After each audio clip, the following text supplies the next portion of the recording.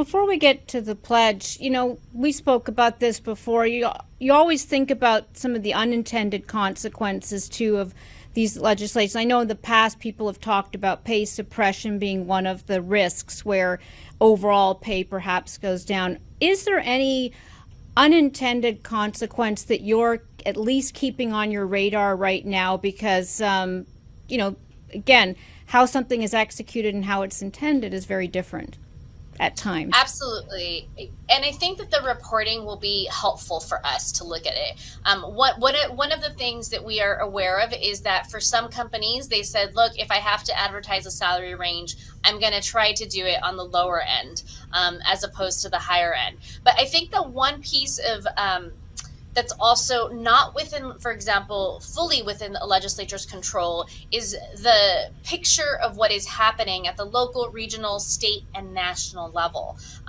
We did not expect that in 2023, we would still be talking about the need to increase and boost up our labor force. And so this is one element that was not in the calculation, that employers would still be saying, I need more employees.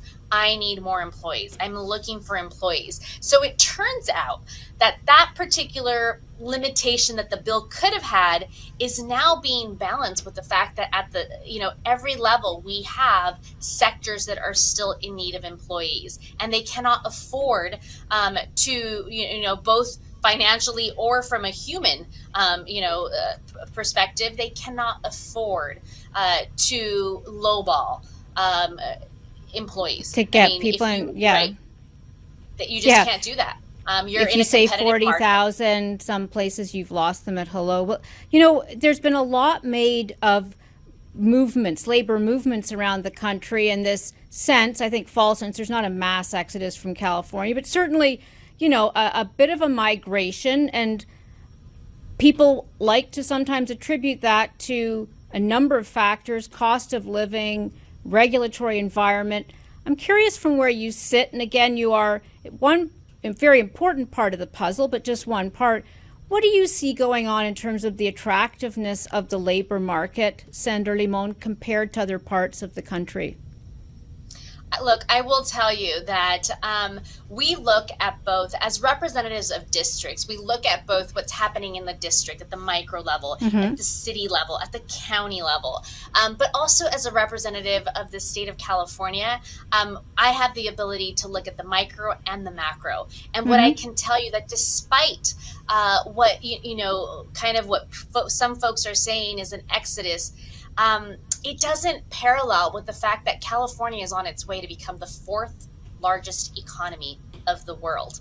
And so you have, both things that are part of what we assess.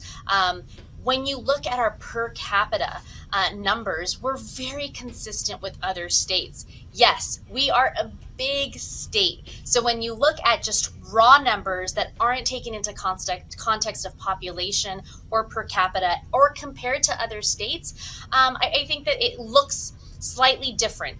We have a better sense of the picture once we look at the fact that other states are also losing folks, right? Other states that may not have our laws in place. And certainly part of what's driving the high cost of living is a high demand to live in California.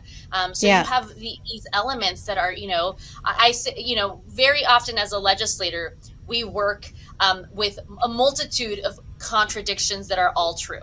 Right. And you have to try to understand how to grapple with them. And so these are compelling interests. But I am very proud that this state is, well on its way. We've been an economic engine for the globe, not just for the country. And I think that continues to be one of the realities. And we keep focused. I think despite the narrative that might be out there, we really do keep focused. And we think about not just the employees, but also the employers that are in our state and what it looks like. And I'm proud that we've made some incredible investments in different sectors. And that's what has allowed us to compete with the globe.